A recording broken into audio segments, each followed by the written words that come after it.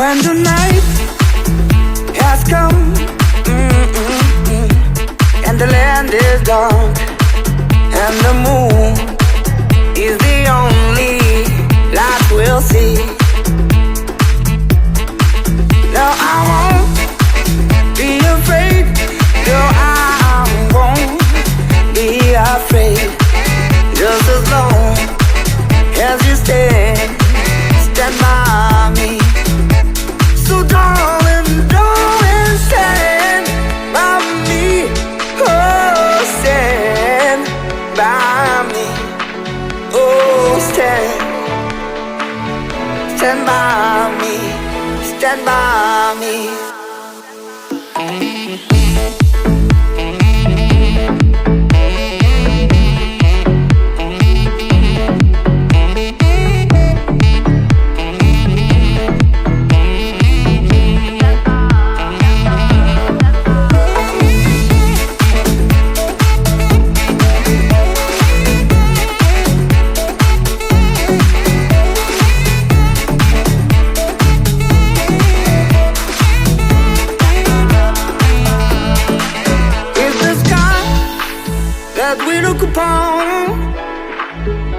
Should tumble and fall, all the mountains should crumble to the sea.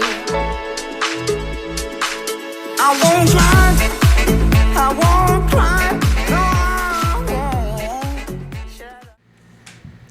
Olá, campeões, tudo bem? Sejam bem-vindos a mais um Pode Prosperar, né? Esse podcast aqui que a gente fala de empreendedorismo.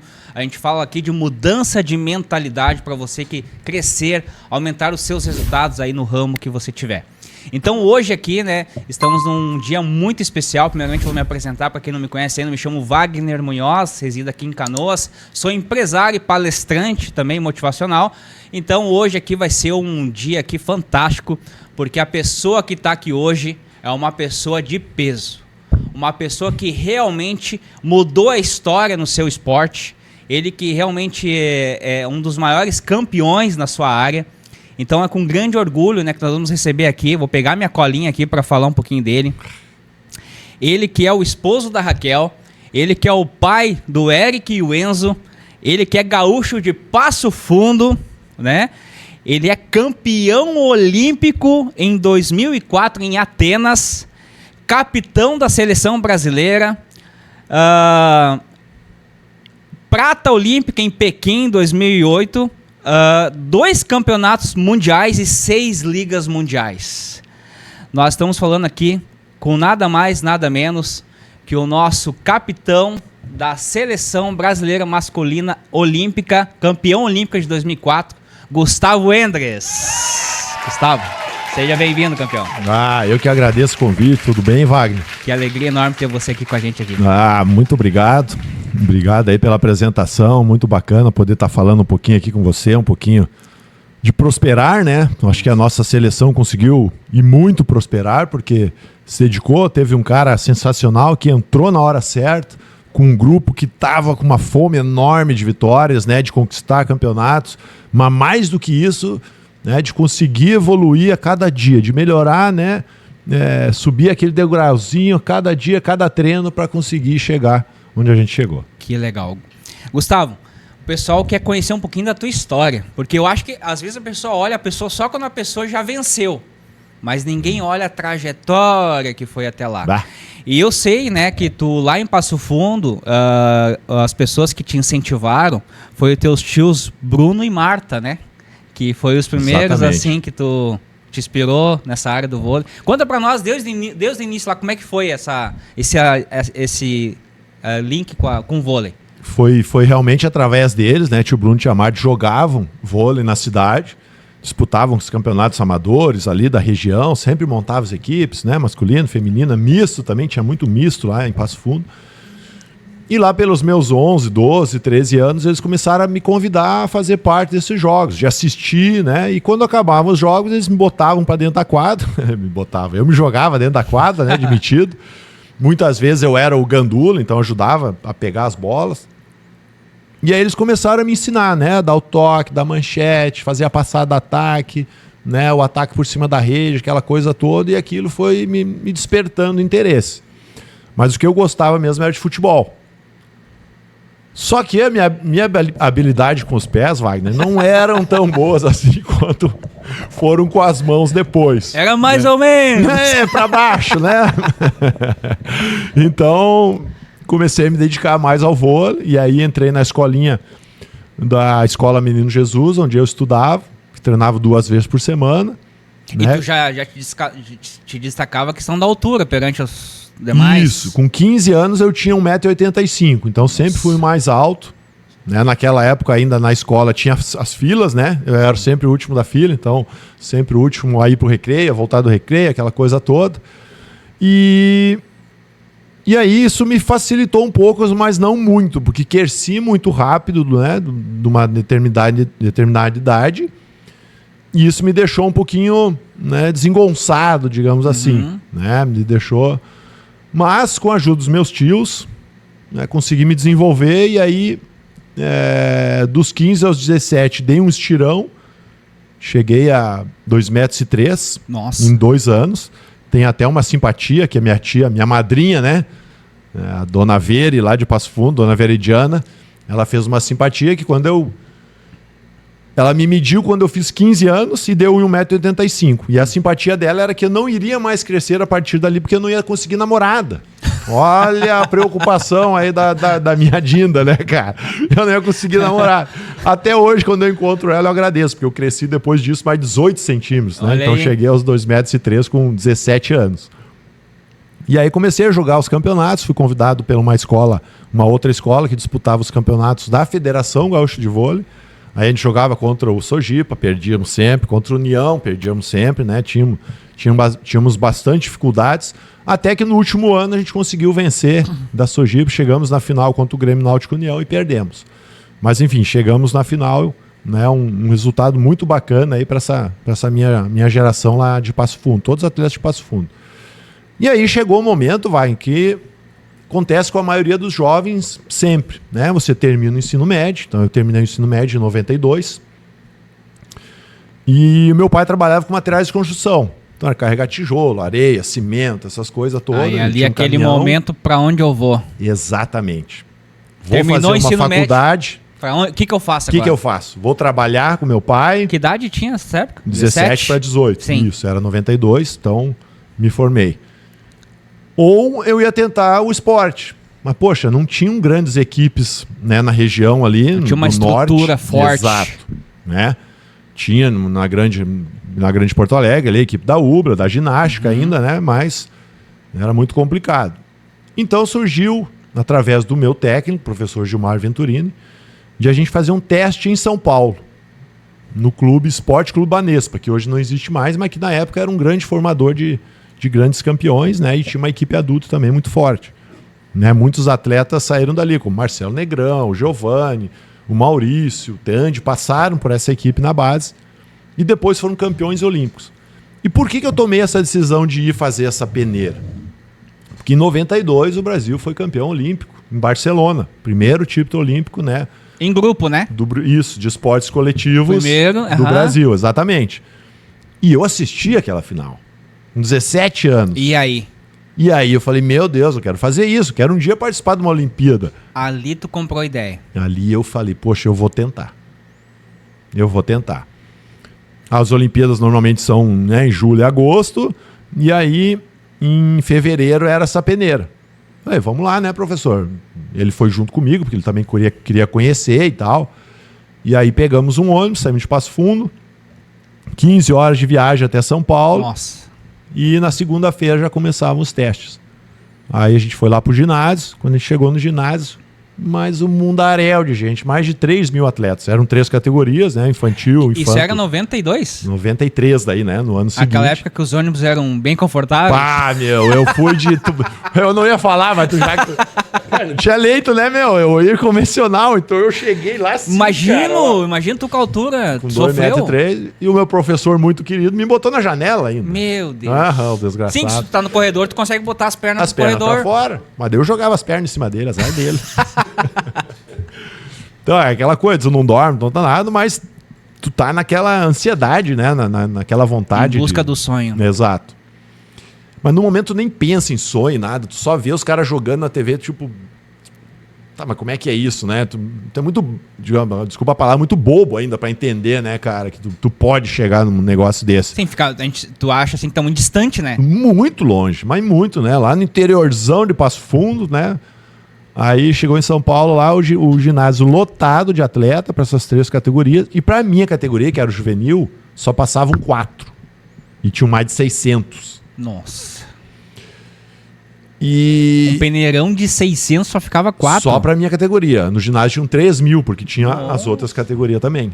Por quê? Porque o Brasil conquistou essa medalha e deu o boom do voleibol. Sim. Aí veio gente do Brasil inteiro em 93 para conseguir passar. Todos né? queriam aquele mesmo sonho, claro, tu viu? Exatamente. E aí a primeira seletiva, digamos, que tinha lá, era uma régua assim, ó, de 1,95 m na minha categoria, né? Quem passasse por baixo direto, sem bater a cabeça ou o cabelo, já podia Ir embora. ir embora. Capaz. Cara, foi cruel aquilo lá. Teve gente que viajou. Mas viajou muito mais que eu. Só pra passar debaixo do... É. Mas aí o bacana é que tinham outras equipes em São Paulo que também faziam a peneira, né, nesses dias. Então eles eram direcionados, né? O pessoal do Banespa, olha, tem a peneira do Pinheiros, tem a peneira do Clube Paulistano, né? Quem Teria sabe umas tu outras não opções. consegue. Tinha Sim. outras opções. Né? Mas o mais tradicional na época era o Banespa. E aí tá, eu bati a testa lá e opa, tu vamos continuar no teste aí, né, cara? E aí era uma semana inteira, de segunda a sexta. A gente comia lá junto, eles ofereciam alimentação, dormia no ginásio, cada um com seu colchão, né? Tinha que levar ó, lençol, travesseiro, coberto. Acordava no outro dia, 3 horas de manhã, 3 horas da tarde, e eles iam observando, né? Não só as qualidades técnicas e físicas, mas como esses atletas, como a gente lidava com os outros atletas, como se ajudava. Porque o voleibol é um esporte coletivo. Eu não posso pegar a bola e fazer um gol sozinho. Perfeito. Eu não posso pegar uma bola de basquete e ir lá fazer a cesta sozinho. Cada ação eu preciso da ajuda do meu companheiro. Perfeito. A única ação que eu não preciso de ajuda de ninguém é no saque. Né? O saque eu tenho a bola ali e aí se eu erro, se eu acerto é Sim. mérito ou demérito meu. Então isso tudo foi observado. E aí chegou na sexta-feira, no último dia, eles separaram só 12 atletas, né, para fazer os 6 contra 6. E desses 12 sairiam os 4.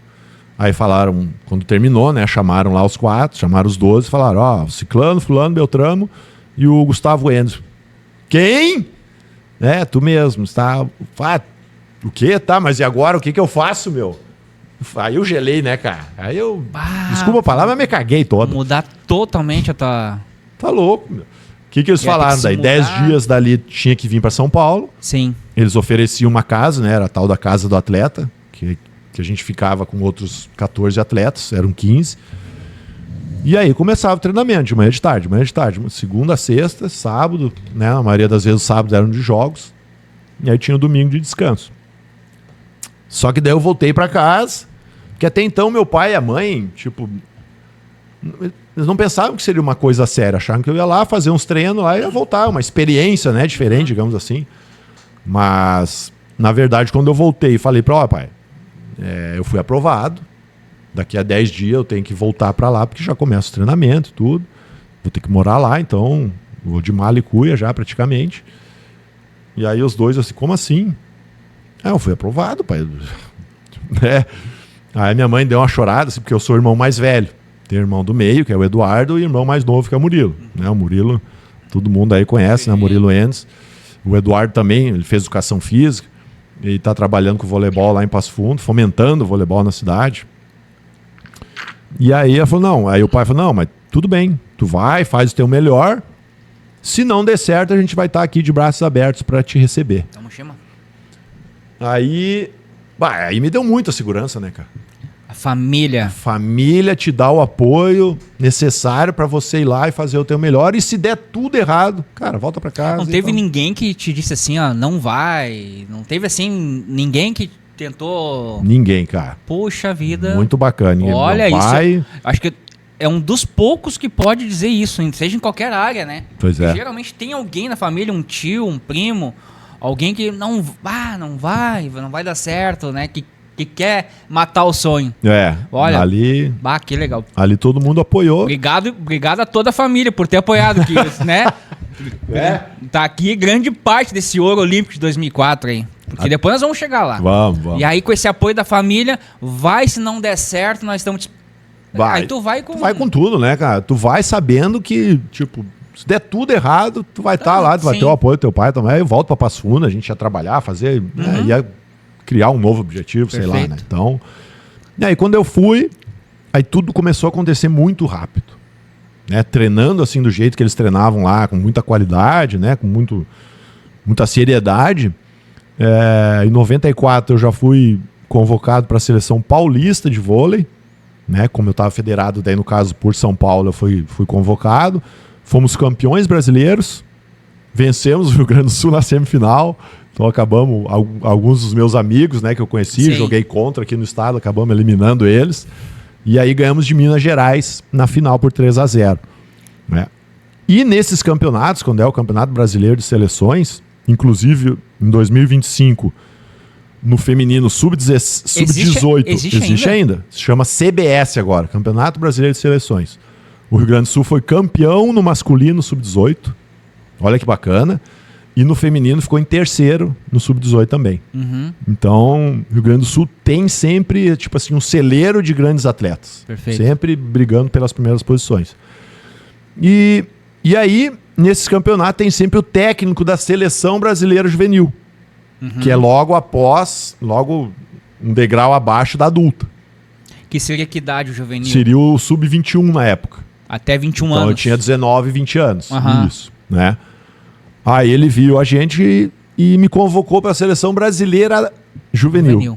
Então, em 95, eu disputei um Mundial lá na Malásia. Meu Deus, cara. Olha como tudo acontece rápido quando, né? Foi a tua primeira viagem assim fora? A gente fez uns amistosos antes na Europa. Não foi a minha primeira viagem, mas essa oficial para campeonato foi a primeira viagem. Né? E como é que foi lá na Malásia? Perdemos para a Rússia por 3-2 na final. Aí os russos já começou ali um negócio Rússia contra tem os russos. Um vôlei muito forte, né? Muito forte. De base também, né? Time adulto. Então já se criava uma rivalidade. Porque praticamente os mesmos atletas foram se encontrando depois nas categorias, na categoria adulta. Perfeito. Né? Exatamente. Então ficou isso. Ficou aquele amargo, mas depois a gente devolveu, né? Devolveu contra eles e tal. E aí, em 97, já veio a convocação para a Seleção Brasileira Adulta. Eu continuava no Banespa, né? Desde 93 a 2001 eu joguei no Banespa. E aí fui convocado para a Seleção Brasileira Adulta. E aí é outra coisa, né, cara? Uma coisa é você jogar numa de base, ou jogar num paulista, ou jogar numa equipe. A outra é tu defender o país na equipe principal. Com os melhores do país, os melhores do Brasil, exatamente. O nível vai lá em cima, vai lá em cima. Né? A régua subiu bastante. E aí eu lembro que em 97 hoje em dia se chama Liga das Nações, mas antigamente, na nossa época, era Liga Mundial, né? Essa que a gente venceu 6 vezes aí. E a minha primeira Liga Mundial, eu lembro direitinho do time titular, né? Que era o Marcelinho, levantador, o oposto era o Max, aí tinha eu de central com o Douglas Chiarotti, que fez parte da geração 92, o Carlão e o Marcelo Negrão, os dois ídolos aí da geração de 92. Né? Então, para mim, aquilo tá ali com 21 anos, né? Defendendo meu país, estando em quadro, com essas feras aí do voleibol já consagrados no nosso país, realmente me deu muita bagagem, deu muita experiência, né, para defender aí o meu país. Aí foi em 98, tu já foi o primeiro Mundial? 98, exatamente, primeiro campeonato mundial que a gente disputou. Foi adulto, aonde? né? Argentina, aqui do lado. E como é que foi lá em 98? Na Argentina? Não, foi no Japão, desculpa. A Argentina foi em 2002. Pouquinho de quilometragens. Aí, cara, que viagem maluca pro Japão, meu. O Japão é outro mundo, né, cara? Eu tenho que o Japão tipo, eles são tudo alienígenas, aqueles caras lá. Velho. E é difícil mesmo se adaptar o horário, o fuso? Pá, eu sofri demais. Sempre sofri com o fuso. Porque assim, tu leva uma semana pra conseguir se adaptar. Diz que todo mundo fala. É pegado. Tipo, a viagem, tipo, eu acordava no meio da noite, tipo, 2 horas da manhã, com os olhos tatelados, aí não conseguia dormir. aí ia pro treino da manhã, aí chegava 11 horas, almoçava e tu caía duro, assim, mais duro. Aí tu parecia que tava perdido no mundo, assim, sabe, Sim. cara? Aí depois pro treino da tarde, até perdi uns 2 treinos, assim, de não acordar, tinha que bater na porta lá Sim. porque eu ficava com o Anderson, né? E nós apagava de vez. Aí não tinha que acordar esse cara, mas tudo bem, acontece. Aí depois se adaptava. Sim. Mas nesse campeonato mundial foi a minha primeira experiência, e aí fui o melhor bloqueador desse campeonato. Então já o meu patamar, já o meu nível de jogo, assim, já cresceu bastante. E aí eu era sempre cobrado por isso. Pô, se foi uma vez, tu tem que ter sempre o melhor bloqueador. Né? Tu tem que manter esse nível. Né? No vôlei acontece muito. Claro que não é que em todas as competições eu conseguia, né? Mas eu tinha que manter o nível. Sim. Então, só que nesse primeiro ciclo olímpico, porque o vôlei a gente fala em ciclos olímpicos, o que é? Termina uma Olimpíada, você renova a equipe para preparar ela para outra Olimpíada 4 anos depois. Sim. Tá? Então, na Olimpíada de 96 em Atlanta, o Brasil ficou fora das semifinais, então não disputou uma medalha, tá? E em 97 se renovou a equipe. Vários atletas saíram, né? E entre eu, o Ricardinho, o Giba, o Nauber, quem mais? O André Heller. Foi se renovando junto com os atletas daquela geração olímpica. Então, Carlão, Marcelo Negão, Paulão também estava. Né? E aí tentava se preparar essa equipe para 2000. O técnico era o Radamés Latari, atual Que presidente, hoje é o presidente da Confederação Brasileira de Vôlei. Né?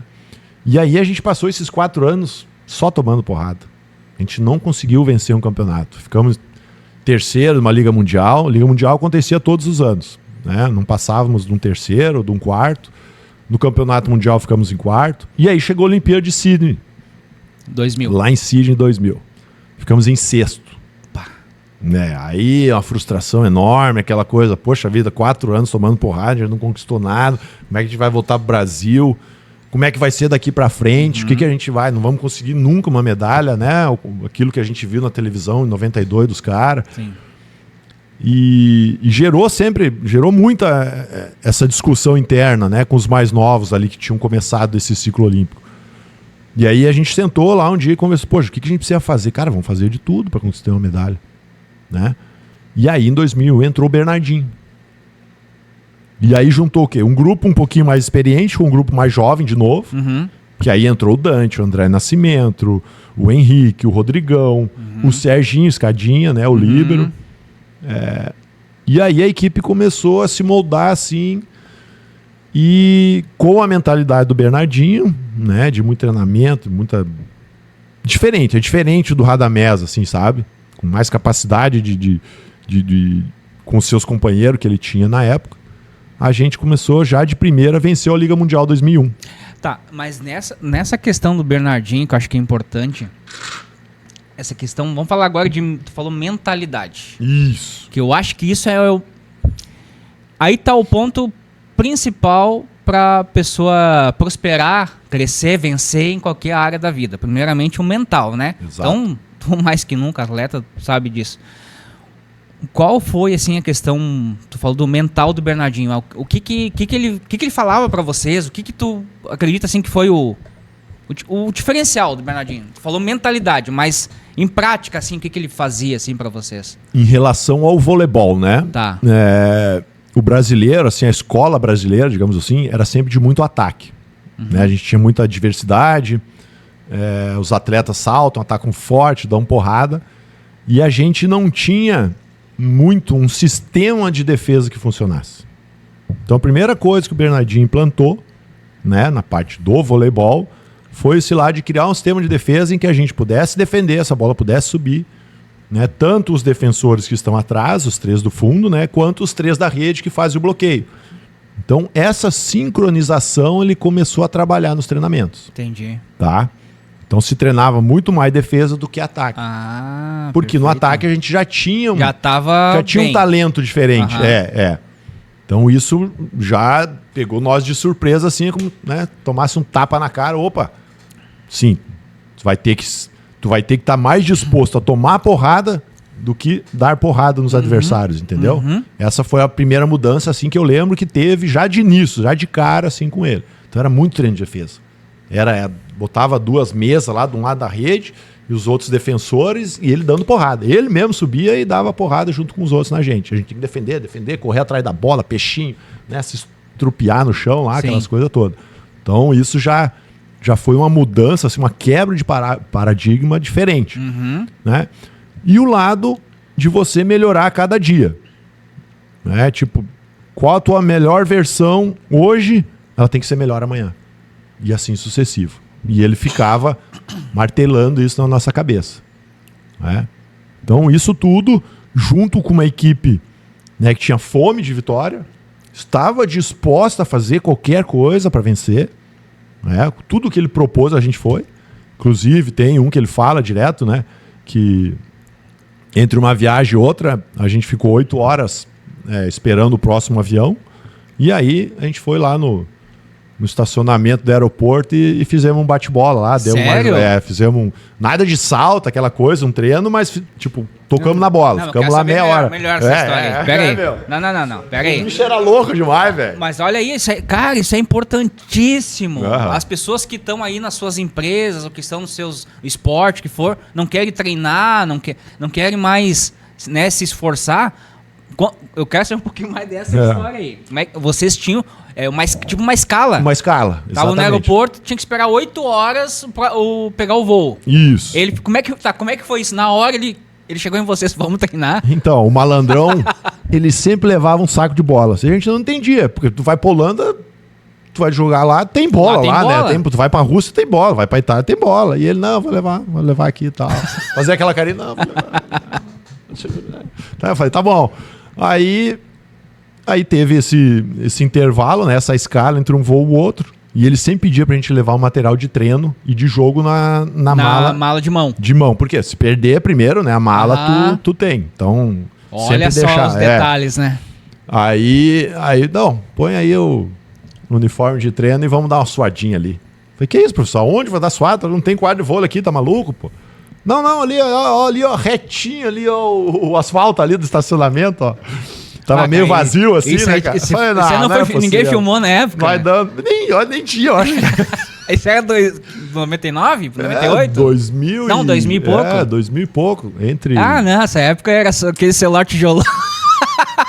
Nem filmava nada, meu, tá louco? Mal conseguia Tá falar. louco. As câmeras aquelas de revelar ainda. Que As tinha. TechPix era o... Tu tirava 36 fotos, já era, né, meu? Tu perdia. Aí, pô, mas foi bacana. Aí fomos lá pro... E fizemos 2-2, batemos na bola, deu aquela suada. Era o verão, né? Porque normalmente o período da seleção é de maio a outubro, então tá na Europa. Onde é que era isso? Qual país? Era na Holanda. Na Holanda, que aconteceu isso aí? Isso aí, na Holanda. Eu imagino os holandeses passando vendo aqueles loucos. Vivendo um bando de louco brasileiro, né, meu? Ai. Aí suamos, aí pegamos no hotel pra tomar um banho, né? E aí voltamos pro aeroporto e seguimos viagem. Aquilo mostrou, assim, que a gente tava realmente disposto a tudo. Né? Tá. Você tem que estar disposto a tudo, né, Wagner? Não dá pra fazer as coisas meia boca, né? Aí tu não vai conseguir sucesso, tu não vai ter sucesso. Tu vai chegar numa hora que tu não vai conseguir ir adiante, né? Porque aí... meia boca todo mundo já faz, né? Pois é. Tem os que não fazem, tem os que a maioria que faz meia boca, e se tu fizer bem feito, tu já te destaca perante muitas pessoas, seja a área que for. Tá, Gustavo, tu mudou a história do Central no vôlei, né? Tu mudou. Onde é que foi esse momento, assim, que tu... Eu acho que o momento em que mudou Mas o que foi o mudar? Porque todo mundo fala, o Gustavo mudou. Conta um pouquinho pra nós como é que foi, como é que era antes e como é que ficou. Isso. Era mais de atacar mais? Defender mais? Qual que era a diferença de antes de 97, 98 para depois? Quando se especializou, né, o central. Porque antes não tinha a figura do líbero. Uhum. Então o central, normalmente, é aquele que fica de fora, que troca com o líbero. Então quando o central vai pro saque, ele saca, digamos que ele errou o saque. Ele sai da quadra e entra o líbero para fazer o passe e a defesa. Perfeito. Quando o líbero for entrar na rede, o central volta no lugar dele. Então se especializou, né, o central, por quê? Ele só estava na rede. Então ele não precisava mais defender, só uma ação, né? Se ele acertou o saque, ele entra ali para defender. E ele não passava mais. Então, o que o central hoje em dia faz e mais treina? ataque, bloqueio e saque. Então, a partir do momento em que somente 3 fundamentos o central ele precisa treinar para ser o melhor, né, facilitou bastante. Sim. Porque se focava só nisso. E eu tive a sorte de passar por essa transição da entrada do livro. Então eu descansava enquanto estava nos jogos, nos treinos eu treinava só nisso. Eu não precisava mais treinar tanto esses treinos de defesa lá que o Bernardinho fazia. Claro que ele nos colocava igual, mas menos do que as outras posições. Perfeito. Que é a posição do Giba, do Serginho Escadinha, do Nauber, do Dante, do Murilo, do meu irmão, né? Isso aí tinha que treinar. Dos levantadores, né? O Ricardinho, o Maurício. Né? Então a partir dali, vou pensar mais em bloqueio, vou pensar mais no ataque, vou pensar mais no saque. Saque. Eram as tuas 3 funções. As 3 funções. Então isso facilitou, Perfeito. né, Porque a especialização do central. Né? o pessoal que tá aí que acordava para ver a seleção, se a bola ia no meio para ti já era. Não era algo, se ia no meio, não tinha. Ô, Tchatcha, eu vi uns vídeos, te apelidavam de Robocop. Não, meu, até tu me colocaria, meu. Robocop, quando o homem vinha... meu, putz, grilo. Não, e quem já jogou Super Nintendo, o vôlei, sabe que tinha os robozinhos. Tu viu aquele negócio? Eu joguei, mas era ruim demais, foi né? inspirado em Tico Tá lá. louco? Que ia... Tudo duro, os caras. Esse apelido aí foi o professor Josenildo Carvalho. No primeiro ano que eu cheguei no Banespa. Porque era duro que nem uma porta, né, meu? Aí, Robocop! Naquela época, tava passando o filme Robocop, para as gerações mais novas aí que não conhecem, procura no YouTube esse filme aí, que é massa, É o Homem de Ferro... É o Homem de Ferro da época. Muito... Exatamente.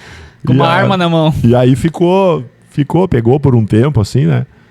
Não, mas é que eu me lembro assim... Cara, eu me lembro assim, quando levantava pra ti, tu ia com uma expressão assim, não tinha. Aí vem o entrosamento também com o levantador. Sim. Né? No primeiro momento lá o Maurício, depois o Ricardinho assumiu a posição de titular, né? Depois o Marcelinho também faz parte. Peguei o início do Bruninho na seleção também. Né? E aí você tem que, com o levantador, você tem que ter um carinho diferente. Você não pode brigar tanto com o levantador, não pode xingar, você tem que levar. Isso eu falo para os meus filhos, falo para os atacantes aqui, né? Das equipes que eu tenho, que levantador tu tem que tratar diferente. Verdade. Senão não vai dar bola pra ti, né, cara? Já era, meu. Tu vai ficar saltando e só vendo a bola ir pra lá e pra cá, né? Vamos pegar uma frutinha aí, ó. Vamos. Mas aí esse entrosamento com o Ricardinho foi muito legal. Tá, e chegando então na Olimpíada ali.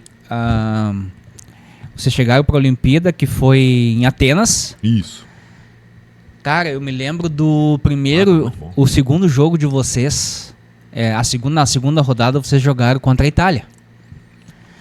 Eu até anotei aqui os sets. Gente, você que não viu esse jogo, não é o jogo da final. Também o jogo da final você tem que olhar. Mas esse jogo da segunda rodada, só pra vocês entenderem.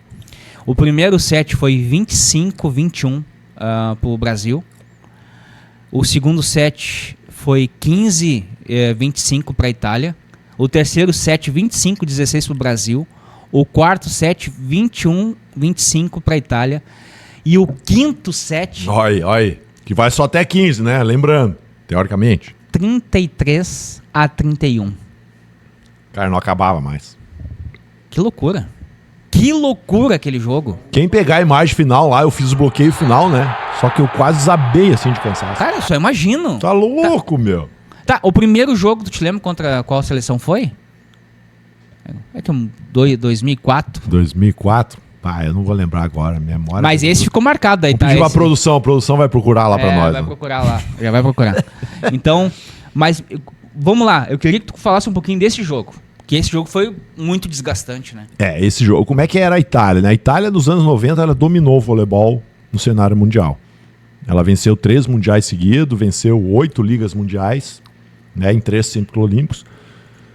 O único título que a Itália não tem até hoje é o título de campeão olímpico. Ela já foi vice, já foi terceiro, mas nunca conseguiu. Tanto é que é o que eles mais querem lá, mais se preparam para chegar na Olimpíada e conquistar essa tão sonhada medalha de ouro. Até hoje não conseguiram. Então a minha geração tinha muito isso, né? De como é que a gente vai ganhar da Itália. né? Porque era um voleibol diferente, um voleibol muito tático, não físico, como o nosso, né? Não de tanta explosão, tanta velocidade, mas de muita inteligência tática. Então eles sabem marcar muito bem o adversário, eles sabem jogar muito bem contra esse adversário, contra aquele outro, eles sabem mudar o jogo deles conforme os adversários, né? Então a gente cresceu praticamente vendo a Itália ganhar tudo. E aí esse jogo praticamente definiria, claro que ainda tinha outros jogos, mas quem ficaria em primeiro. Quem fica em primeiro no grupo, né, na Olimpíada, normalmente na época eram 4 de um lado, 4 do outro. 6 de um lado, 6 do outro. Classificam os 4 primeiros. Pra semis. Isso, para as quartas de final. Ah, os quartos. Isso, então o primeiro, aí pega o quarto do outro grupo. Teoricamente, uma equipe mais fraca. Perfeito. Então a gente tivesse perdido para a Itália, talvez a gente ficasse em segundo e ia pegar o terceiro, que é né? Austrália. O primeiro jogo foi contra a Austrália. Isso. 3-7-1 Brasil contra a Austrália, primeiro jogo. E aí a gente foi com tudo, né, cara? Só que o nível de jogo era muito parecido. Tanto é que as parciais, você vê, foram muito... A gente fala assim, as parciais foram muito abertas, né? Não teve um jogo equilibrado. Tipo, um time jogou um set, o outro time jogou um set, o outro time jogou... Houve uma dominância em cada set. Então o Brasil dominou num set, a Itália no outro. O Brasil num, a Itália no outro. No quinto, resolveram os dois jogar igual. Né? E aí nós vencemos aquele por 33-31.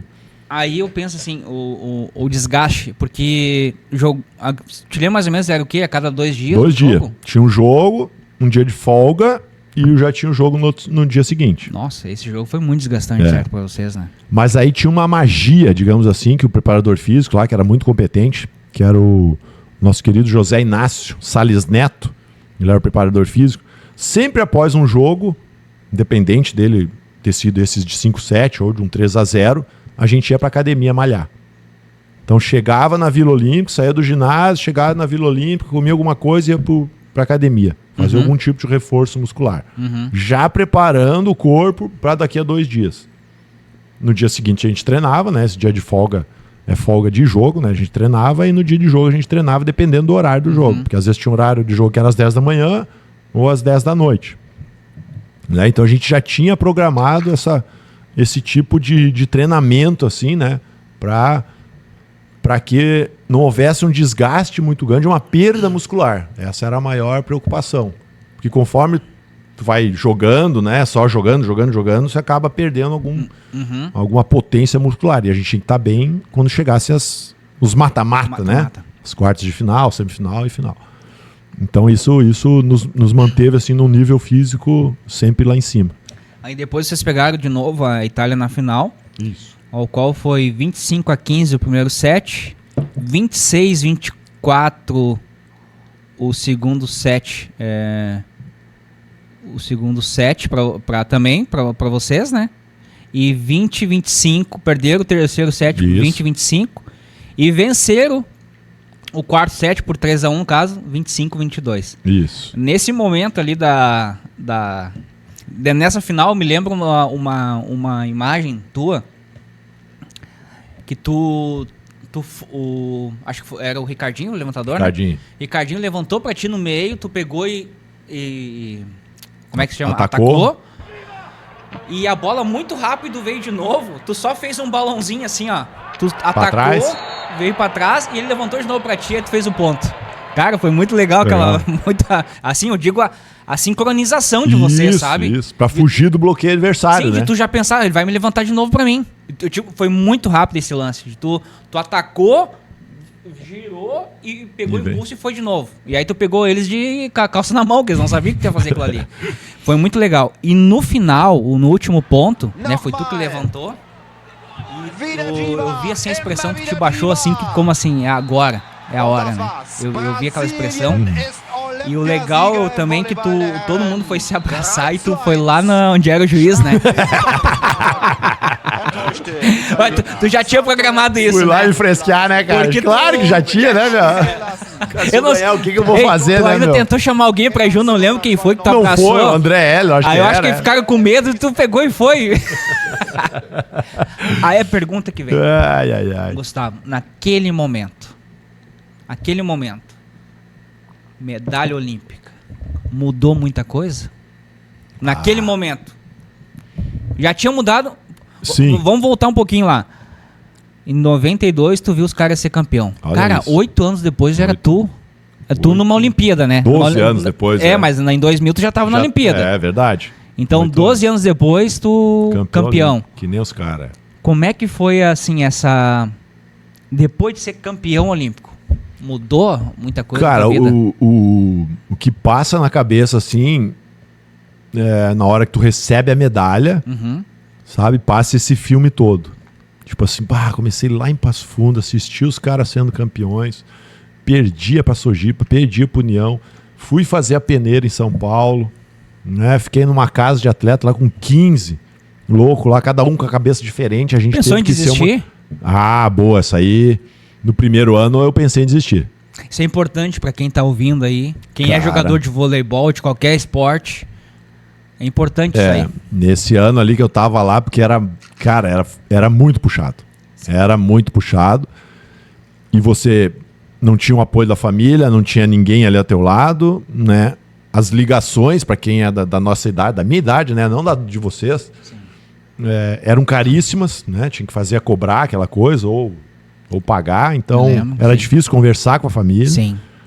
E aí eu pensei, cara, não sei, não senti estranho, sabe? Uhum. Aí me liberaram uma semana pra ficar em casa. E aí eu vi que a vida lá em Passo Fundo era muito mais difícil do que eu tava fazendo ali. Entendeu? De trabalhar lá com o pai, puxar tijolo, puxar areia. Cara, ele ia nas olarias ao redor de Passo Fundo, ia descarregar 30 mil tijolos, botar no caminhão, vir pra Passo Fundo, descarregar, voltar, carregar, voltar, descarregar. Tijolo ainda quente, então as mãos queimando. Falei, até gostava, até era legal, era divertido, né? Aquela coisa, ficava em cima do caminhão, depois voltava com o vento na cabeça, né? Uhum. Mas, poxa, eu queria algo a mais. Eu falei, não, vou voltar pra lá e vou seguir firme no meu sonho. Eu acho que todo mundo tem isso em algum momento. Sim. Né, Wagner? Tipo, será que eu tô fazendo a coisa certa? Será que é isso que eu quero mesmo? Será que eu vou ter sucesso? Essas dúvidas, elas pairam na nossa cabeça. De todos nós, né? Do empreendedor, do esportista, né? Quando você cria uma família, né? Tipo, pega uma pessoa para ser a tua esposa, né? Ou teu marido, no caso, né? E aí, tipo, é com ela que eu vou passar o resto da minha vida, e vão ter momentos altos, momentos baixos. Vou ser pai, vou ter filho, como é que eu vou criar meus filhos? Né? Então, as dúvidas, elas pairam na nossa cabeça o tempo todo. Uhum. Só que tu tem que saber qual é o teu objetivo, o que tu quer, para onde tu vai. E aí ir atrás disso. E aí tu botar tudo que tu pode nisso e fazer o teu melhor. E ali, em que tu conheceu a Raquel, né? Até eu achei legal, porque ela de Juí, né? De Juí. E você se conheceu os dois em São Paulo. Isso, nós conhecemos E que em ano São foi Paulo. isso? Isso foi em 94. 94. 93, né? Eu conheci ela, mas começou a namorar em 94. E ela estava trabalhando lá num hotel em São Paulo, foi assistir um jogo de vôlei, a gente conheceu aquela coisa toda, né? E começou a namorar, se conhecer, aquela Sim. coisa toda, começamos a criar, bateu muito a mentalidade, sabe? Dela e minha. E aí as coisas foram acontecendo, né? Tivemos nosso filho, o Eric, que nasceu em 2000, depois o Enzo em 2003. E ela praticamente cuidava de tudo, né? Não só dos filhos. No meio de um ciclo olímpico, tu fez os dois filhos. 2000 e 2003. Pois é. E ela sempre que tava à frente deles. Que legal, então, 2004, então, quando tu foi campeão olímpico, tu tava com os dois Tava filhos. com os dois já. O Enzo nasceu em outubro de 2003, então ele tava quase com um ano, né? Foi em agosto, lá, final. Que legal. E o Enzo já tava, e o Eric já tava com 4, mais velho. Então os dois passaram por tudo, mas viviam dentro do ginásio. Nossa, Aí quando eu falei, né, quando em 2001... se criaram em ginásio, então, né? Em 2001, eu tomei a decisão de jogar na Itália, porque era o melhor campeonato do mundo. Então eu saí do Banespa em 2001 Ficou e fui 8 direto anos pra na Itália, né? Fiquei 8 anos de na Itália. 2001 a 2009. Isso. E aí eles foram juntos. A partir do momento que eu saí de São Paulo, né, tanto a Raquel quanto o Eric, no primeiro momento, depois o Enzo, participaram de tudo, né? Dessas mudanças e tudo mais. E ela sempre foi muito parceira. Tu jogou na Itália de 2001 a 2008. Por acaso, em 2004, tu chegou a jogar contra algum colega teu de... Cara, Vou contar pra vocês, então. Capaz. Em 2003, eu jogava em Latina, Aham. que era um time, né, assim, de meio de tabela lá da Itália. Surgiu o interesse da Sisley Treviso, que era uma das equipes que mais venciam campeonatos, né, que brigavam pelas finais, junto com o Modena, junto com o Trento. E aí me convidaram a fazer parte da equipe. Nessa equipe, tinham 5 de 2004, 5 titulares. O oposto, o levantador, os 2 pontas. Que tu jogou a final E com os eu caras, joguei a meu. final contra os caras. E 2 semanas depois eu fui pra esse time. Capaz. Sim, cara. Primeiro Tá, treino, cara. Tá, Tadinho. mas uma pergunta. Tadinho dos caras. Te ajudou um pouco tu conhecer os caras ou não? Assim ou não? Cara, ajudou muito, porque não era só eu que joguei na Itália naquela época. Praticamente todo o time titular foi jogar na tu Itália. já sabe mais ou menos o que o cara vai fazer, né? A gente misturou, a nossa seleção misturou o jeito brasileiro de jogar com a tática italiana. Ah. Então a gente aprendeu com eles como eles jogavam. E isso a gente usou contra todas as outras seleções. Né? Então deu muita bagagem, muita experiência nós termos ido para lá. Sim. Por isso que eu sempre falo, qualquer atleta que queira evoluir, vá para a Europa. Vai jogar um campeonato, né, diferente do que é no Brasil. Porque lá os estrangeiros são mais cobrados. Porque tu vai para um time, tu tem que fazer a diferença. Tu não é só mais um como aqui no Brasil. Né? Então lá eu tinha que todo jogo eu tinha que performar. Não é que no Brasil que às vezes, esse jogo aqui não precisa tanto, né? Aquela coisa mais tranquilo. Lá não, lá eu tinha que fazer o meu melhor sempre. Então isso, né, essa mentalidade do Bernardinho ajudou pra gente lá também. Né, de sempre fazer o seu melhor. E quando eu cheguei lá na equipe... 2 semanas depois tu tava jogando na equipe dos caras. Coitados, cara. Tudo xoxo, os caras, meu. Os caras tudo. E eu querendo sacanear ainda os caras e não podia, meu. No primeiro momento, né? Depois eu sacaneava direto. E aí, só pra contar, a equipe essa, Sisley Treviso, era do grupo Benetton. Da Benetton, né? United Colors of Benetton. Que patrocinou a Fórmula 1 por um tempo, o Schumacher, né? Sim. E eles tinham essa linha Sisley, que era mais jovem. E aí eles patrocinavam o vôlei. Aí eles tinham o Benetton Basquete, que era, né? E o Benetton Rugby. Eram 3 esportes que eles patrocinavam. E aí quando eu cheguei lá, a gente foi chamado, antes de começar os treinos, para visitar o Gilberto Benetton, que até então era o CEO. Eles são 4 irmãos, né? A família Benetton. E aí como é que eles se destacaram? No pós-guerra, que tinha só cores preto, branco e cinza, eles começaram a botar o vermelho, o verde, né? Botar mais cores. E aí se destacaram pelo United Colors of Benetton. Né? Conseguiram muito sucesso vendendo roupas coloridas, digamos assim. Muito legal a história deles. Aí os 4 irmãos lá se dividem na presidência. E aí ele deu um reloginho bacana, assim, para cada um de nós, parabenizou, né? E aí, cara, tipo... Parabéns pela prata, ô Gustavo, parabéns pelo ouro. Até brincou, né? Pô, deixa os caras ganhar, né, meu? Falei, putz, cara, e eu não vi, eu me segurando, né? Falando tudo sério e tal. Então, eu deve ter dito, tá? Mas meu relógio tem que ser diferente. Vou ganhar igual os caras da prata, né? Eu não ia falar isso pro cara, né, meu? Tá louco. Não, tá, o que mais? Tá, o relógio, o que mais? O meu de ouro, tipo, deles... Então foi muito legal, assim, cara. Depois, claro, a gente foi se enturmando, ganhamos 2 campeonatos italianos nessa equipe, a gente ganhou 2 Copa Itália, ganhamos uma Champions League. E era muito forte o campeonato italiano? O italiano é muito forte, muito forte. Porque eles podem lá 4 estrangeiros em quadra. Então eles pegam os melhores estrangeiros do mundo inteiro. Pode estar 4 simultâneos ao mesmo tempo no quadro. Isso, e mais 4 na reserva. Entendi. Então pode trocar estrangeiro com estrangeiro. Então eles sempre pegam os melhores, né? E tem o lado financeiro, porque isso recebe em euro. Então, bastante, tá louco, né, cara? A diferença era salarial é grande também, mas não só isso, né? A experiência de morar num país como a Itália. Perfeito. Cara, a Itália é maravilhosa, né, cara? Tá, falando maravilhosa. Fala pra aquela câmera lá agora. Aquela lá, que eu vou ter coragem de falar. Olha pra aquela câmera lá. Nem vem. A pizza italiana é boa mesmo? Cara, é boa demais, cara. Quem falar que a pizza italiana é ruim tá e a massa? E a massa? A massa é a melhor do mundo, melhor que a nossa, cara. Tá, mas me diz uma coisa. Vocês têm que morar lá e, tipo, claro, tu vai lá e passa as férias. Tipo, tu passa uma semana, come uma pizza, tu vai achar estranho. Mas daí tu vai comendo durante 6 meses, tu vê, cara... Não tem. Não tem, cara. Tá, e tem... Porque, tipo assim, ó, é diferente da brasileira. A brasileira tem a borda, eles não fazem borda. E praticamente tu come uma pizza sozinho, porque ela é mais fininha, né? Não tem aquele recheio desse tamanho. Eu fui até Roma. Eu fiz uma escala em Roma, tá? Boa. Que eu fui a Atenas também. Conheci Atenas. Ah, que legal. Ô, Eric, pega ali pra mim o negocinho de Atenas lá. Tá ali naquela prateleira ali. Esse ali eu comprei lá. Ah, o Partenon lá, não é? Fui lá em Acrópole, né? Acrópole, isso, desculpa. Acrópole. Uau, que massa. Aí é o seguinte... Vou deixar aqui pra relembrar os... É isso. Relembrar a medalha de ouro. Mas, o que eu ia falar? É verdade que na Itália dizem, né? Que se tu pede ketchup pra botar... não, meu. Não se põe ketchup. Diz que é ofensa. Diz que Não se põe.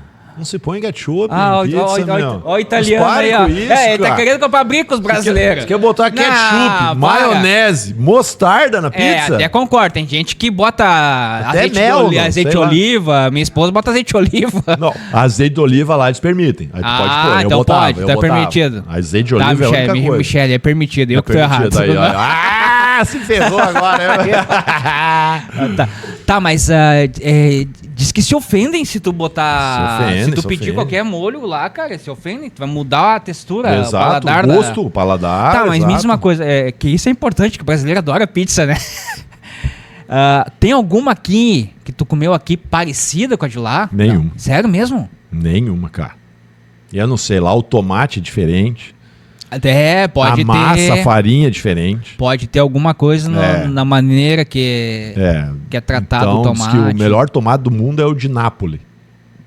Nápoles, então tem né? toda uma... Cara, porque todo mundo fala da pizza de lá. E massa, tu já chegou a pegar alguma... Cara, eu sinto falta. É mesmo? Tipo assim, uma simples... Lá eles chamam de pasta al pomodoro. Que é massa ao molho de tomate. Simples, assim. Cara, mas eu não sei o que eles fazem. Eu não sei como é que seu tomate é diferente. Eu não sei se é o jeito que eles fazem. Não sei se é... É muito diferente da brasileira. Que loucura. Cara, eu sinto... Tipo assim, agora tu falar assim, já me dá água na boca de sentir falta do jeito que eles fazem. Entendeu? É diferente. É melhor. É diferente, é melhor. E com azeite de oliva. Então, ó...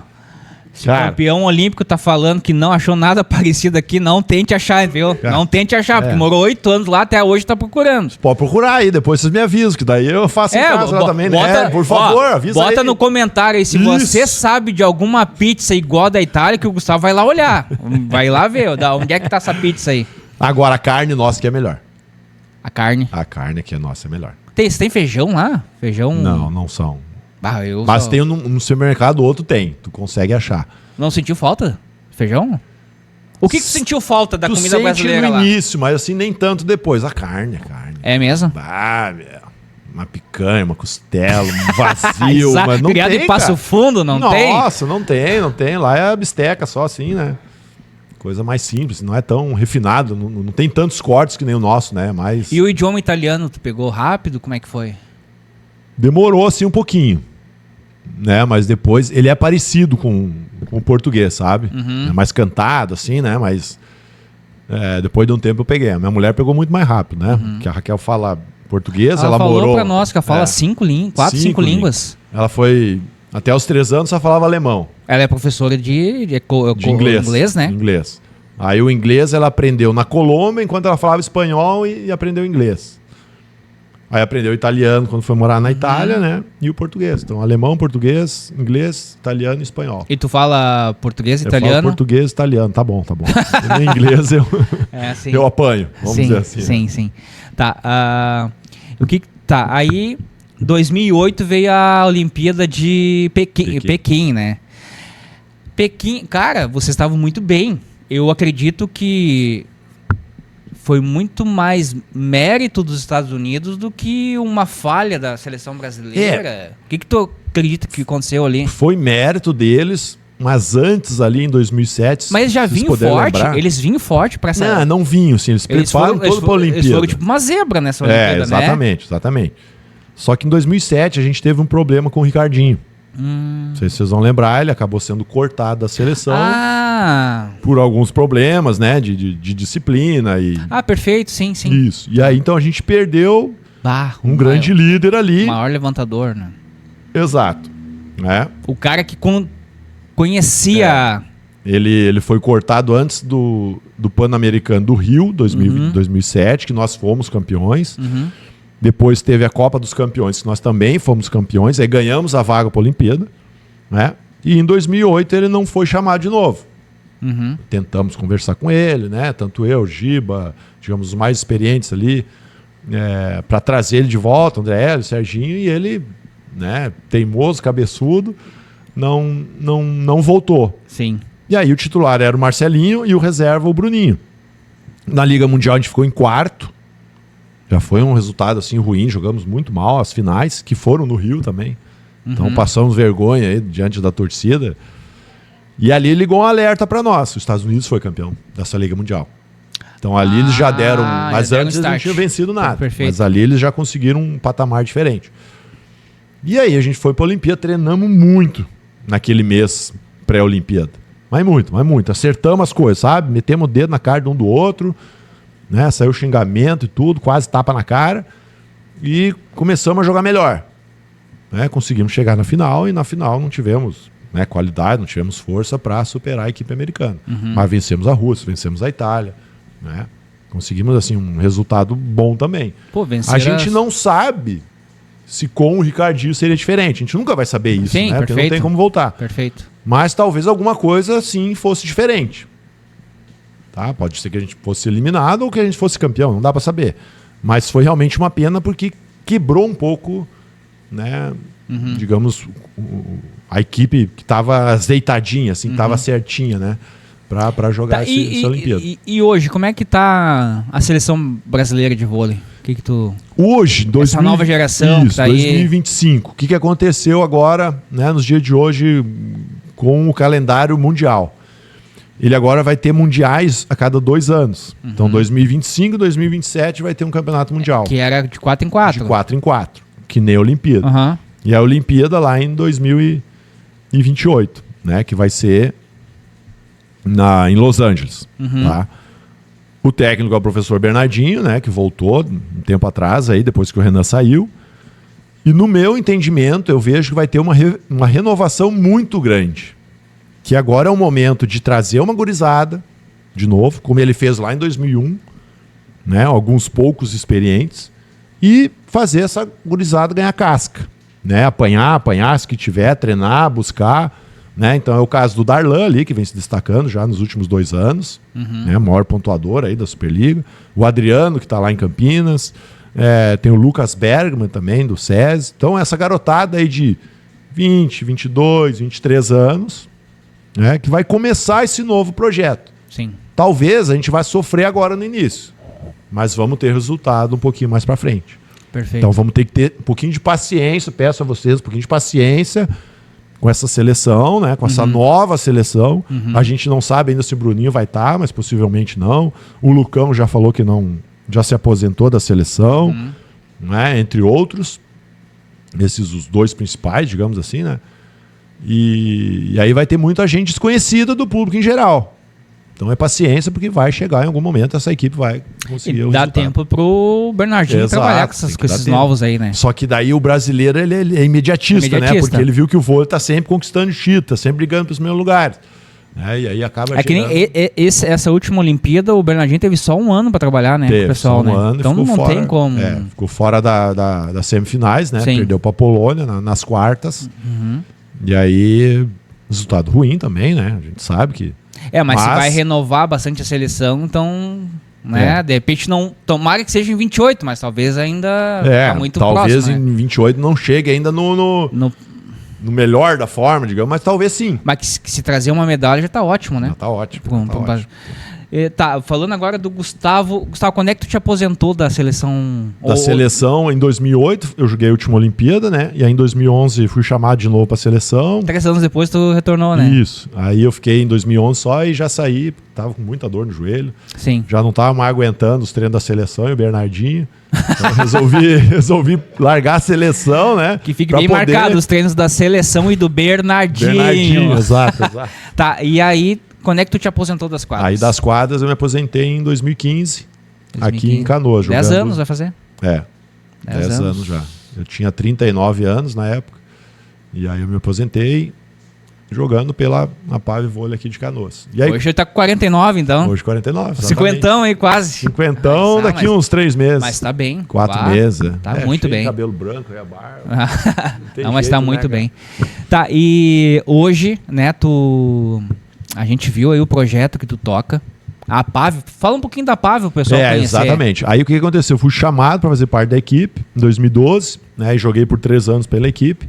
E aí, quando eu resolvi me aposentar, o então falecido e grande presidente aí da Pave, Almir Beltrame, me falou: olha, eu quero você aqui como coordenador do time adulto. Na época a gente tinha o time adulto e só 2 equipes de base, né? O Sub-19 e o Sub-16, masculinos, né? A gente tinha a ideia de botar essa gurizada para jogar, para ter gente para adulto depois. Então, formar atletas para a equipe adulta. A equipe adulta acabou terminando, né? Em 2020 foi a última temporada. E aí a gente sentou, eu, presidente, né? E os diretores ali da Pave, para o que a gente vai fazer agora? Né? Aí veio a pandemia. Puxa. Aí quando a gente estava planejando, veio a pandemia, parou tudo, aquela coisa. E aí, durante a pandemia, a gente estava fazendo reuniões, tá? Vamos pensar só na base. Vamos começar do zero, vamos começar lá de baixo. Né? Já que a gente não tem verbo, porque Superliga ela é muito cara. Né? Então vamos começar com a gurizada. E aí, quando foi liberado, né, no pós-pandemia, a gente começou um projeto lá na Ubra de incentivo ao esporte, que é a Escolinhas de Base, primeira edição. Nós estamos hoje em 2025 na 4ª edição, né, no caso. Uhum. Aquela foi a primeira, a gente começou na Ubra durante 6 meses.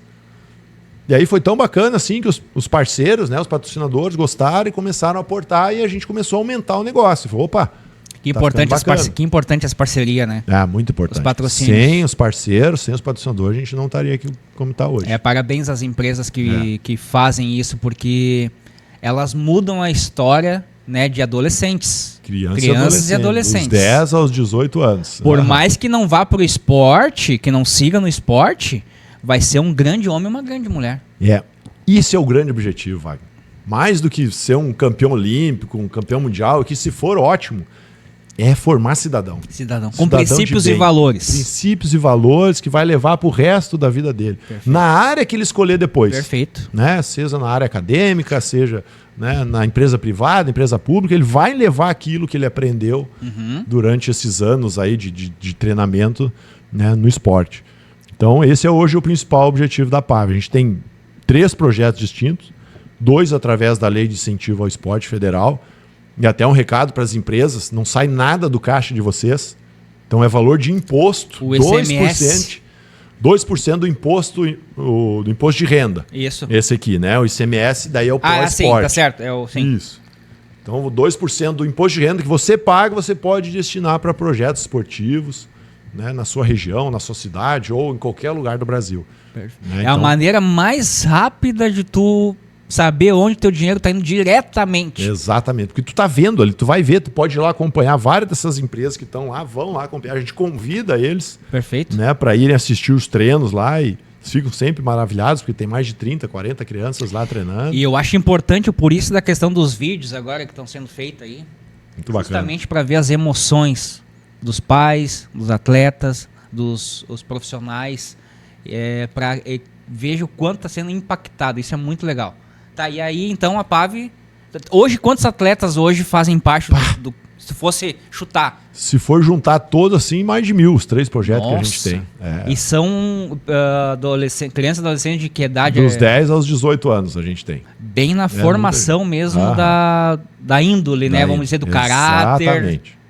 Tem esse projeto com o SESI, né? Que daí a gente tem as categorias, 4 equipes que disputam os campeonatos da Federação Gaúcha, e todas as outras, né, de mini voleibol. Essa parceria com o SESI também, que é muito importante, muito bacana, né? Desde 2022 que começou, já estamos aí no 4º ano. Aí tem esse projeto que é o Escolinhas de Base 4ª edição, que é no Centro Olímpico Municipal aqui de Canoas, onde a gente atende ali 140, 150 crianças. E tem um outro projeto que é o Vôlei Transforma, que daí é lá no ginásio do Sindicato dos Trabalhadores, né? Que a gente atende mais 140, 150 crianças. Então, é uma satisfação enorme assim ver que a gente está impactando não só essas crianças e adolescentes, mas os pais também. muito bacana, que hoje a presença dos pais é muito maior. Na minha época, meus pais nunca foram assistir um jogo de vôlei meu. Porque eles, tipo, que o vôlei pra eles não era um hábito, sabe? Tu sair de casa pra assistir um jogo de vôlei. Hoje a gente assiste vôlei em qualquer lugar que a gente tá, né? No celular, na TV, nas redes sociais. E se tornou um produto do Brasil. Né? Somos muito fortes no voleibol. O voleibol tem o seu espaço, tanto para adulto quanto para crianças, para adolescentes. Né? Então a gente quer fomentar isso. E essa parceria nossa, acho que é legal falar, né, Wagner? Sim, claro. Estúdio Garras aqui. É de mostrar esse dia a dia dos profissionais, né, do treinamento, do que está sendo passado dos atletas, além da parte técnica, além do ensinamento só do voleibol, né? Como a gente motiva, como a gente, né, elogia, critica às vezes, cobra, né? Tira o melhor, cobra essas crianças e adolescentes, porque eles vão levar isso para a vida. Porque é o seguinte, né? Os pais, vamos falar na prática agora. Vamos dizer assim, tá bem difícil as coisas aí fora pros pais. Os pais hoje têm que trabalhar, baixar a cabeça e trabalhar. E muitas vezes o pai não tem tempo para estar ali, né, vendo como é que o filho tá, a formação dele e tudo mais. Então, infelizmente, né, isso aqui veio para ajudar, mas isso aqui tá matando a mentalidade de muitas crianças e adolescentes. Então, em vez deles estar aqui, ó, não sabe o que está sendo feito aqui, vendo porcaria... Muitas vezes, não vamos generalizar, mas a grande parte tá lá aprendendo princípios e valores, tá lá se exercitando, porque, cara, tem crianças tendo AVC hoje. Tem crianças tendo problema de coração. Por causa da má alimentação também, falta de atividade física. Então não é só uma questão, é uma questão mental e física.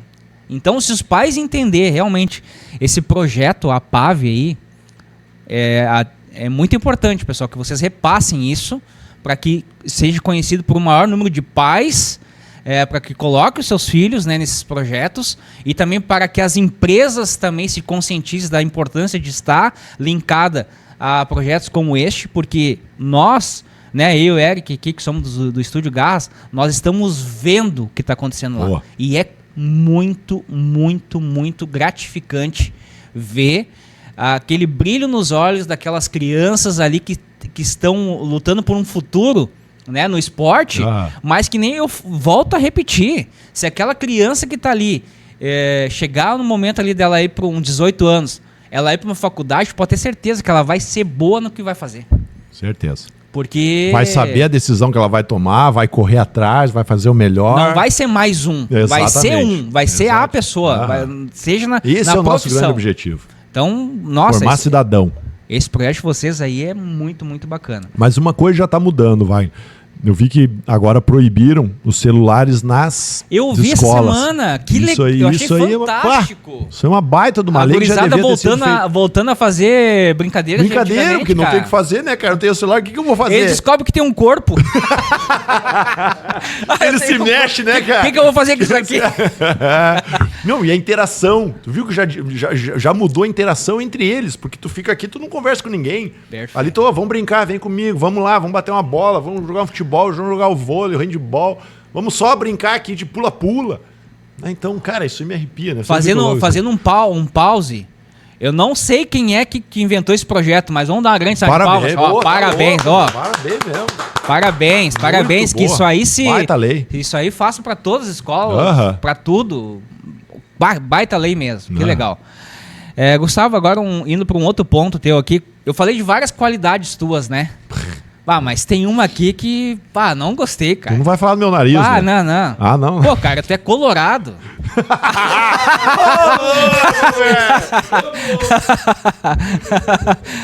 Cansou de sofrer. Octa, só tem um. Só tem um, né, Eric? Só tem um.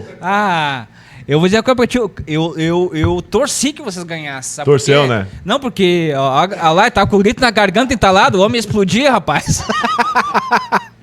O papo desse tamanho. O homem tava a ponto de explodir agora. Já aliviou um pouquinho, já tá.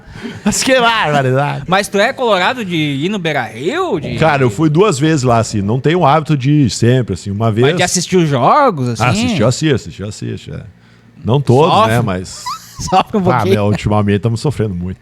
Tive um mas pouquinho agora- de alegria agora. mas agora o time tá- É, mas daí tu tem a Libertadores, aí tu tem um brasileiro, tu tem a Copa do Brasil. Cara, nós temos que conquistar um desses títulos, aí, um pelo menos. Sim. Né? O Inter precisa disso pra ganhar mais confiança. Hoje eu vejo...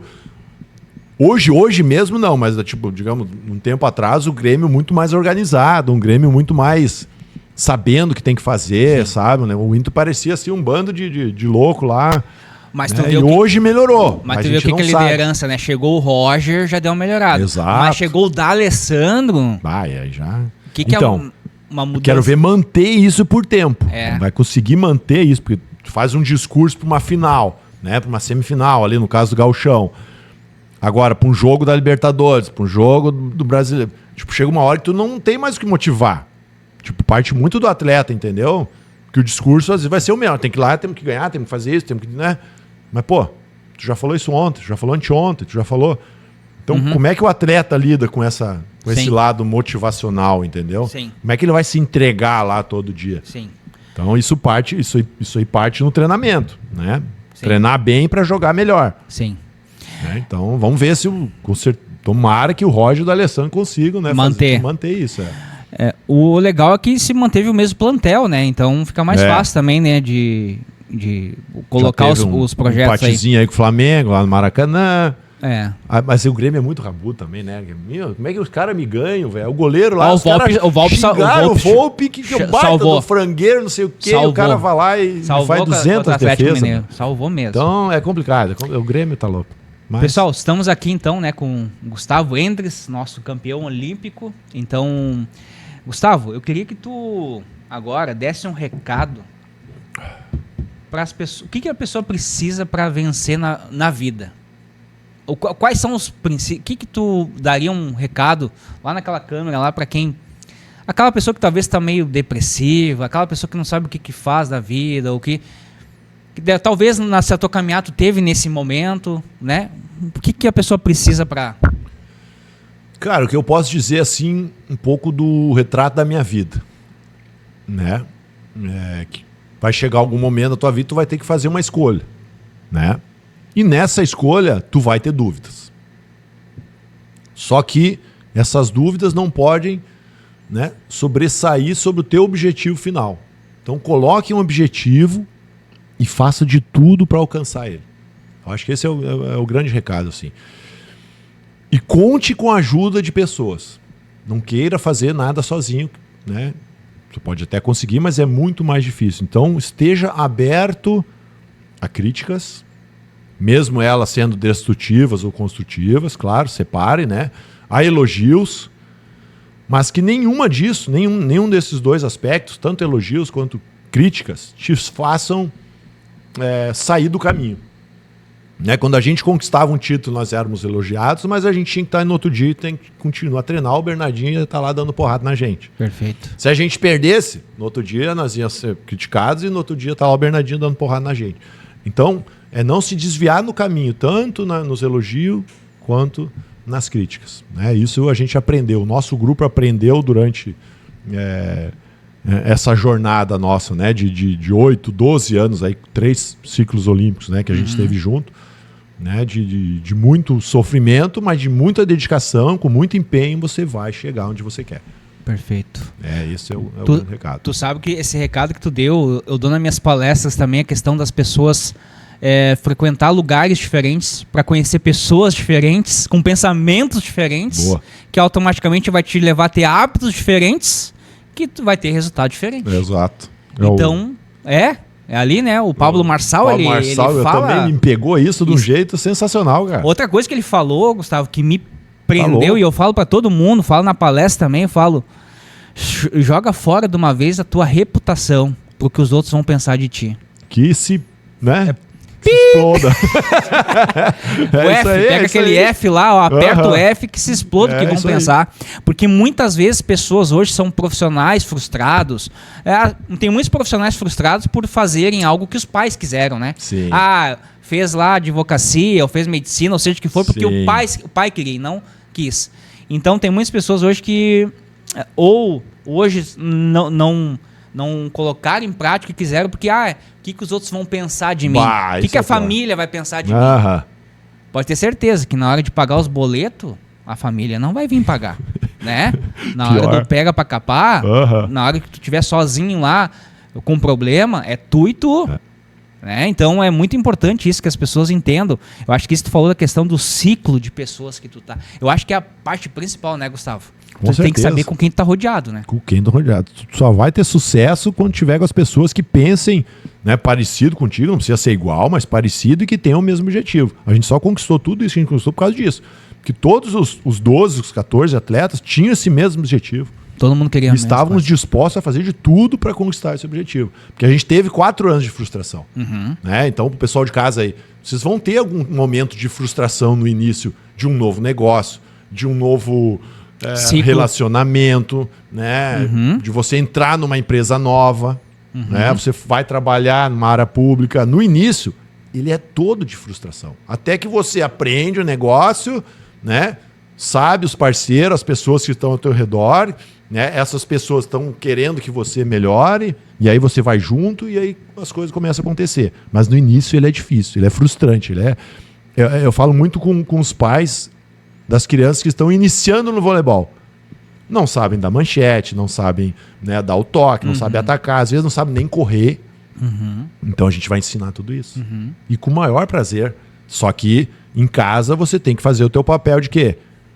Paciência, que as coisas não acontecem da noite pro dia. Ninguém né, nasce sabendo jogar voleibol. É treinado. Perfeito. Então tudo isso na nossa vida nós somos treinados. E aí a gente, conforme o empenho que a gente coloca, a gente tem mais sucesso ou menos sucesso. Perfeito. E tu sabe que tu falou essa questão dos elogios também. Tem a parte da crítica, que a crítica tu tem 2 maneiras de tu te relacionar com ela, ou ela te derruba, Te ou, encarar, né? ou ela te impulsiona. Exato. Tu usa como Te combustível. motiva, né? Ah, é? Tu falou isso de mim? Então Isso. tá, vou te mostrar que tá ao contrário. Ou tu pega e vai pra cama chorar, né? E dizer que ele tá certo ou ela tá certo. E a questão do elogio, né, Gustavo, que tem, infelizmente, muitas pessoas deixam de continuar no seu crescimento por questão do ego, né?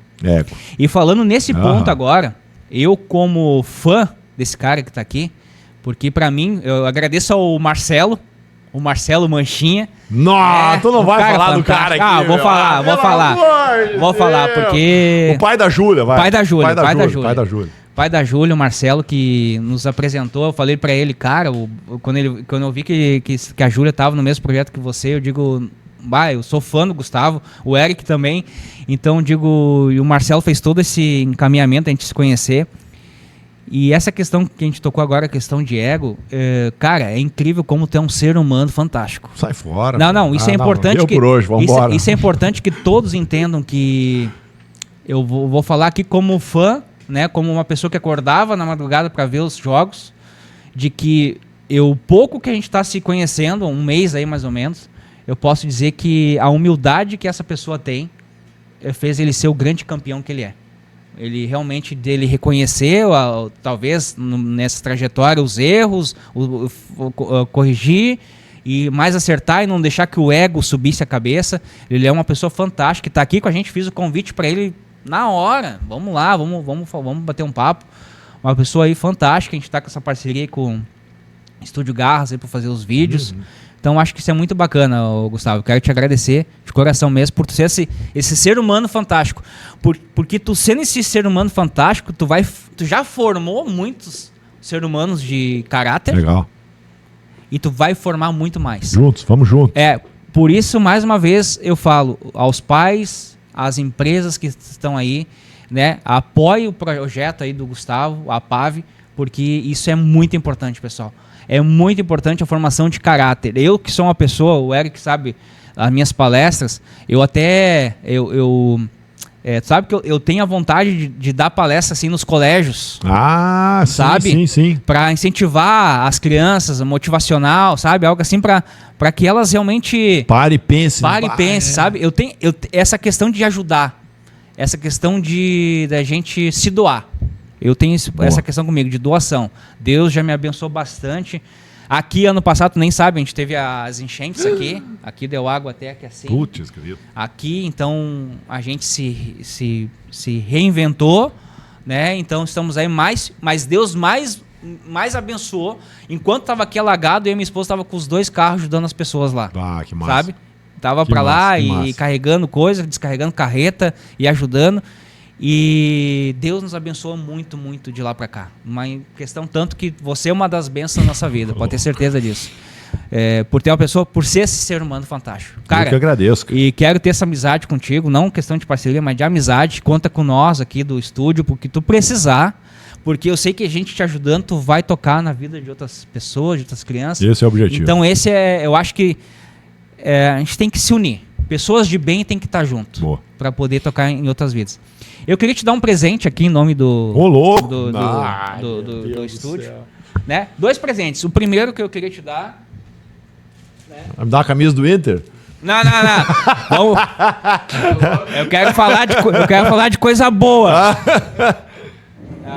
Quero te dar aqui um presente aqui da minha empresa, da Forever, né? Boa. Que são produtos nutricionais aqui. Esse aqui é uma loção para quando tu te machucar. Boa. Né? Assim, Cicatrizante. muito boa. Ela é muito boa para massagem. Massagem, boa. Um sabonete líquido de aloe vera. Ô, louco. Bah, que massa. Aí. Coco Esse aqui é junto, um né? desodorante. Esse Mas bom, também fica é o cheirosinho, seguinte, né? ó. Te queimou, picada de mosquito, inseto. Também é fantástico. Que top. Vou te dar um gel dental que tu vai amar, o melhor gel dental do mundo. É, o da Forever. Boa. Foi a minha esposa que separou aqui, agora que eu tô Boa. vendo. Geleia real. É fantástico. Essa é Bota massa. 2 embaixo da língua, assim, de vez em quando. Pra dar mais... Imunidade? Isso aí. Boa. E aqui tá o nosso carro-chefe, suco de aloe vera, pra desintoxicar o organismo. Ô, louco. É fantástico. Tu gosta de chá de boldo? Já tomou chá de boldo? Já Alguma vez na tomei, mas vida? cara... Esse é 10 vezes pior o gosto. Mas faz bem. Faz bem. E esse Show. aqui é um... Eu vi que tu gostou de manga, então deu bem certinho. Esse aqui é umas balinhas, né, com vitaminas. E dá energia também aí. Boa, boa. E tem um depois Sabor aqui manga. que eu não tinha aqui hoje, que era o principal que eu queria te dar, que é o V-Force. Que ele é a base de açaí e coisa assim pra dar energia. É muito boa. legal. Esse Então esse é um presente pra vocês usar. Tu e a Raquel, Boa, né? boa. Vocês usarem lá. O Eric e o Enzo também, que eu sei que estão Tem lá. que esconder deles, porque senão eles roubam tudo lá em casa. Tá louco? E queria também o Eric aqui. dar Ô, louco. Um presentinho aqui. Eu nem vi como é que Bah, meu, Aí, que ó. massa. Ah, não, você vai no Presentinho meu pra ti. escritório lá. A gente pegou essa imagem lá e quis fazer uma... Tu fez 2? Não, vou fazer outro, não fez. Tá, Ah, lindo. Muito obrigado. Tá. Tô louco. Aí, ó, galera. Eu vou botar na minha frente aqui, daí eu fico com um cara mais novo, né, meu? Do que o velho, né? Ah, que massa, meu. E olha só, pessoal, você que tá aí assistindo, você que tá assistindo o vídeo aí, depois nós vamos fazer um outro vídeo aqui, Eric, com as câmeras, pra gente fazer essa... Nós vamos fazer outro desse aqui, com o autógrafo do Gustavo. Ah, boa. E você que assistir ao vivo, que esse vídeo vai ser lançado, né, ao vivo, assim, você que assistir ao vivo, você vai concorrer a esse troféu autografado pelo Gustavo. Ô, louco. E como é que vai funcionar isso? Nós vamos ali o pessoal vai colocar um número de 1 a 100 lá nos comentários.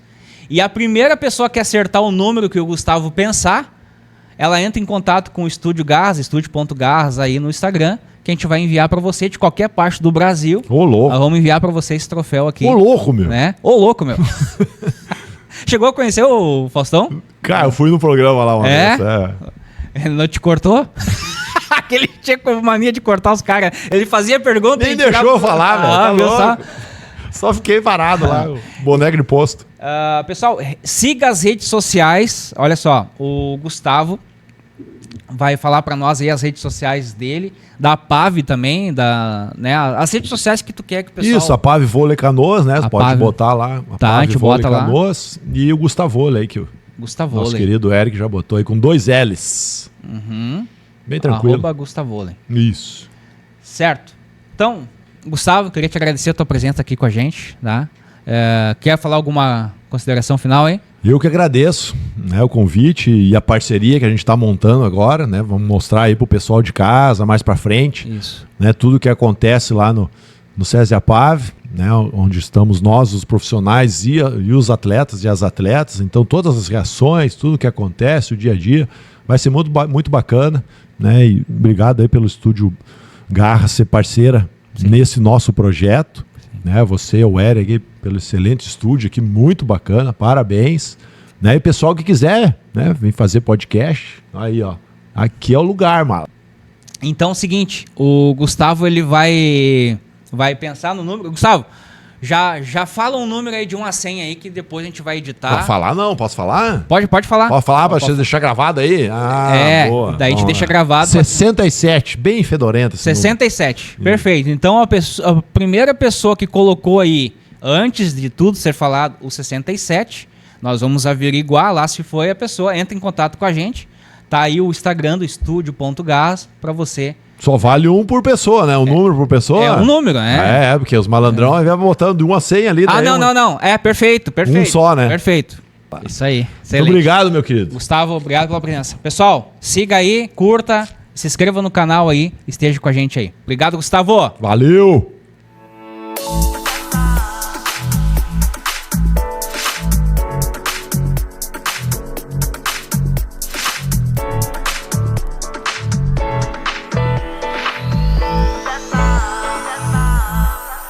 When the night has come,